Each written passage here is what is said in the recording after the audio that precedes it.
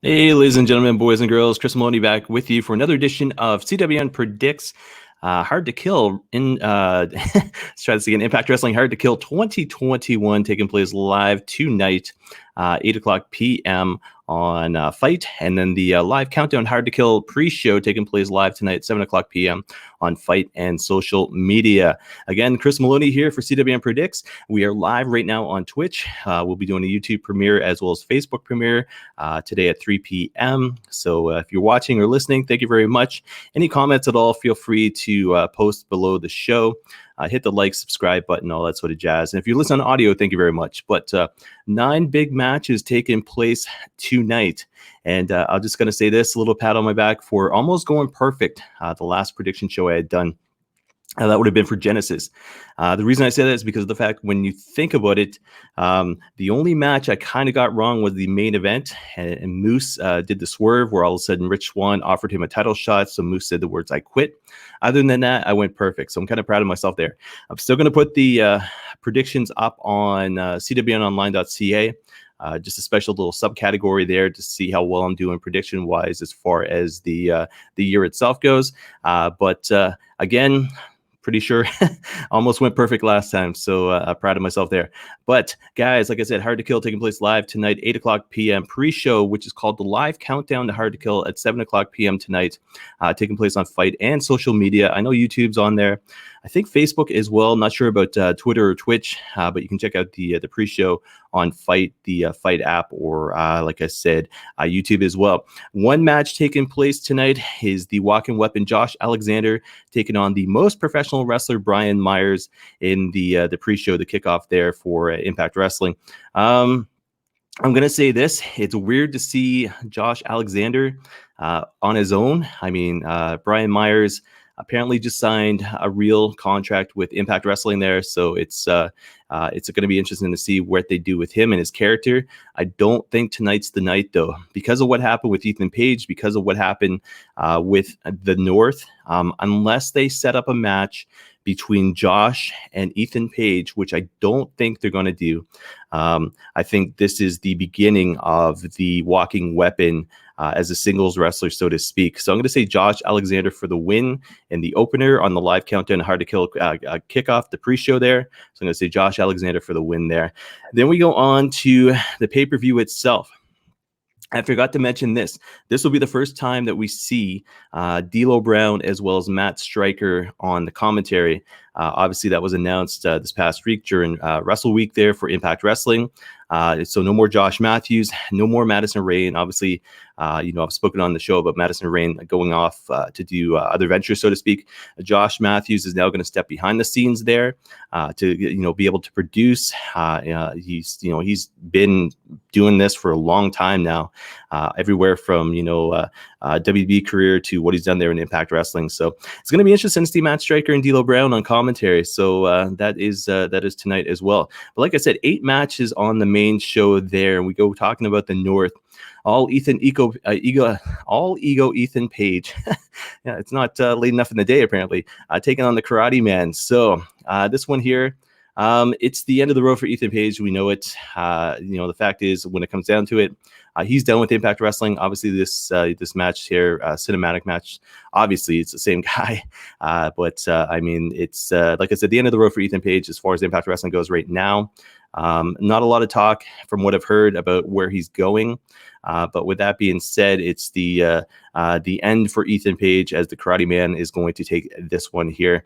And like I said, unless they're going to put on a match between Josh and Ethan Page, that's the only thing. In the pre-show, so to speak, if the Karate Man shows up in Josh Alexander's match, Alexander would lose, but I don't think they're going to go that direction. So I'm going to stick to my picks. I'm going to say Josh Alexander in the pre-show, and then the Karate Man defeating Ethan Page, so to speak, in match number 1 there.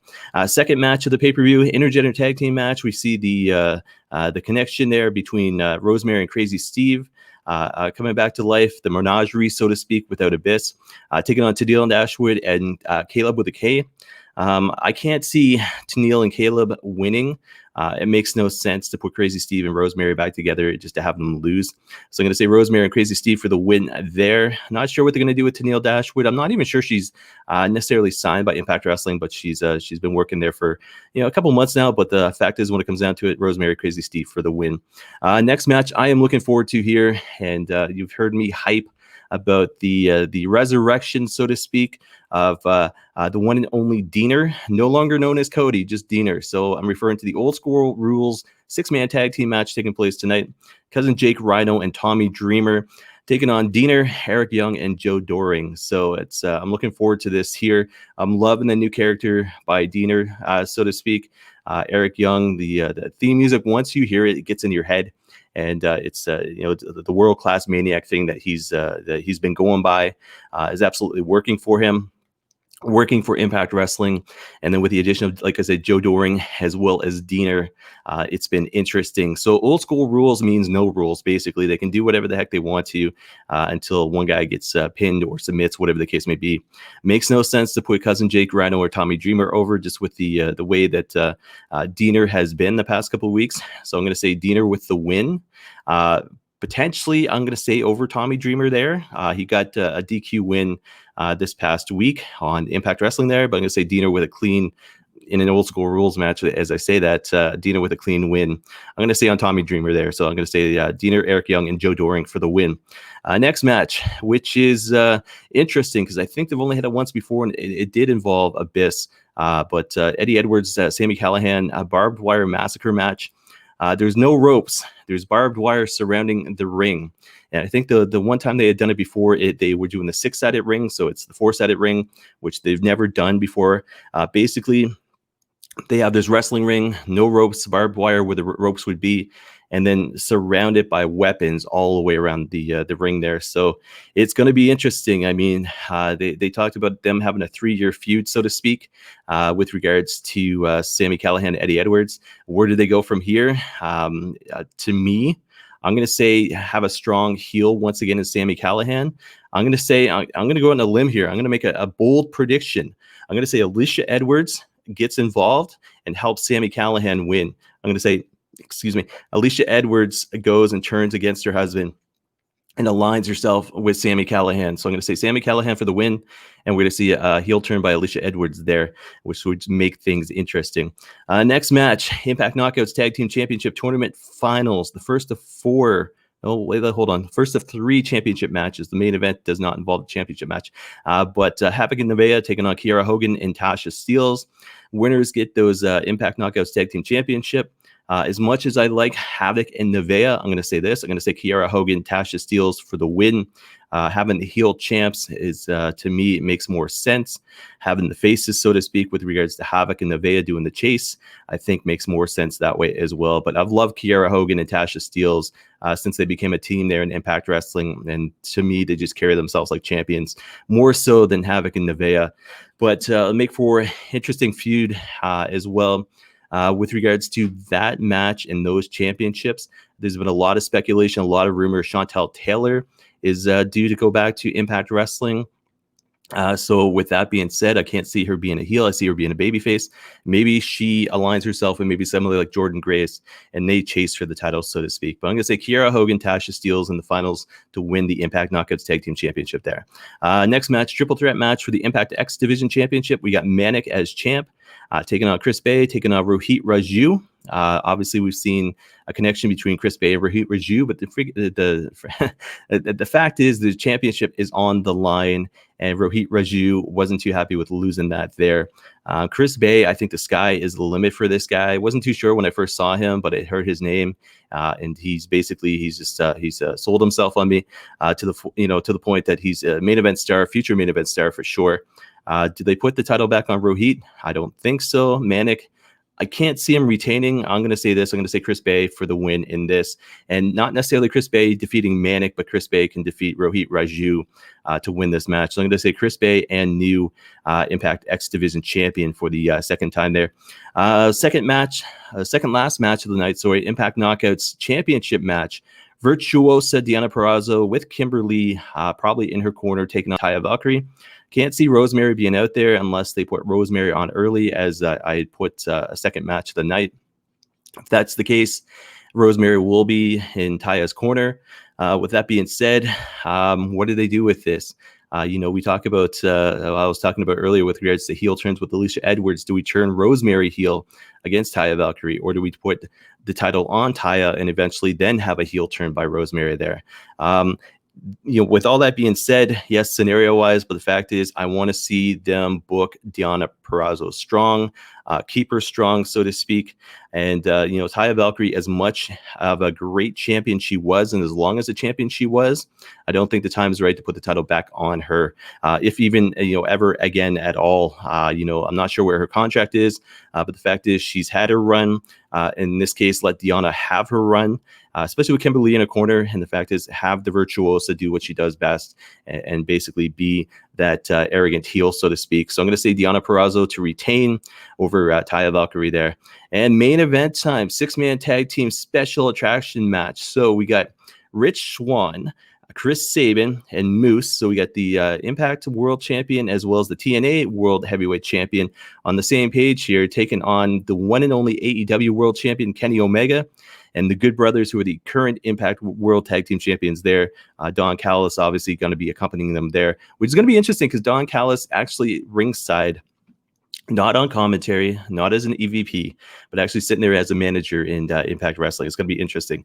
So obviously, news broke a couple days ago with regards to Alex Shelley not being able to be part of that match there. There is a clip on ImpactWrestling.com I haven't seen yet with regards to Alex Shelley making a statement. Rich Swann wasn't too happy with regards to the fact that Moose is going to be on his team, was venting to Scott D'Amore, so to speak. So with the way that Genesis ended, it's interesting to see Moose and Rich Swann on the same team. Chris Sabin obviously is kind of the middleman there. Hopefully he can keep the two guys on the same page. I don't see it happening. Kenny Omega, the Good Brothers, I'm going to say this, they're going to win. Obviously, for sure, they're not going to put Kenny Omega on an Impact Wrestling pay-per-view and have them lose. So Kenny Omega and the Good Brothers to win. But I'm going to say they're going to lose because of tension between Rich Swann and Moose. Moose obviously isn't turning face anytime soon. Rich Swann is the consummate, so to speak, babyface champion. Having the two of them on the same page, Chris Sabin's going to be the odd man left out. I'm going to say friction between Rich Swann and Moose ends up, being their downfall, so to speak. And Kenny Omega and the Good Brothers going to capitalize with Don Callis obviously in the corner there. So that is my prediction for the main event. Kenny Omega and the Good Brothers. Can't wait to see that one either. So running down once again, guys, 9 matches taking place. My predictions, again, Walking Weapon, Josh Alexander for the win. Karate Man for the win. We got Rosemary and Crazy Steve for the win. We got Diener, Eric Young, and Joe Doring for the win. Sami Callihan for the win. Alicia Edwards is going to turn heel in that match. We've got new Impact Knockouts Tag Team Champions and Kiara Hogan as well as Tasha Steelz. New Impact X Division Champion with Chris Bay. Defeating Manik and Rohit Raju in that one. Virtuosa Deonna Purrazzo to retain the Knockouts championship there. And main event, like I said, Kenny Omega and the Good Brothers to retain their, not retain, but to win in the main event there. So, guys, that is it. Impact Wrestling Hard to Kill 2021 taking place live tonight. Skyway Studios, Nashville, Tennessee. Live tonight, 8 p.m. on Fight. Live countdown Hard to Kill taking place live tonight, 7 o'clock p.m. on Fight as well as social media. So that is it for the prediction show. I'm going to try to do the recap show tonight. I'm going to see how long I can stay awake, but I've been going to bed a little bit earlier lately, so hence the fact I haven't been doing the recap shows. The last recap show wasn't too bad. It was only a day late, but I'm still going to get the New Japan stuff done. But that being said, it was 4 o'clock, 5 o'clock in the morning when those were taking place. But it is my goal to have them done before the end of January as far as New Japan Pro Wrestling goes. But as far as the Impact Wrestling Hard to Kill 2021 recap show goes, hopefully tonight. If not tonight, you'll see it up on YouTube, Facebook, as well as Twitch tomorrow. So, guys, if you've watched or listened, thank you very much. As always, you can check me out at Chris Maloney, CWN, on social media. That is Twitter, Instagram, as well as Reddit. You can check out the website, cwnonline.ca, for all your wrestling needs, all the stuff going on with Impact Wrestling's Hard to Kill 2021, obviously. And like I said, if you've watched or listened to the prediction show, thank you very much. And I'm going to get out of here, and hopefully I'll see everybody later tonight. And if not, I'll see everybody tomorrow. So, guys, enjoy the show, and I will see everybody again sometime soon.